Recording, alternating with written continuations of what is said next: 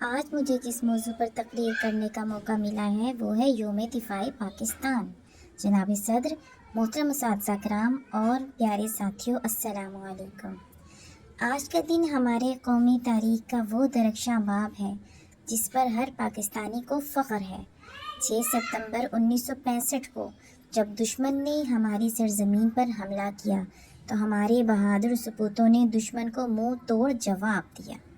یہ دن ہمیں یاد دلاتا ہے ان شہداء کی قربانیوں کا جنہوں نے اپنی جانیں قربان کر کے وطن کی حفاظت کی۔ کیپٹن سرور، میجر عزیز بھٹی، راشد منہاس اور بہت سے گمنام ہیرو جنہوں نے ہمیں سر اٹھا کر جینے کا حق دیا۔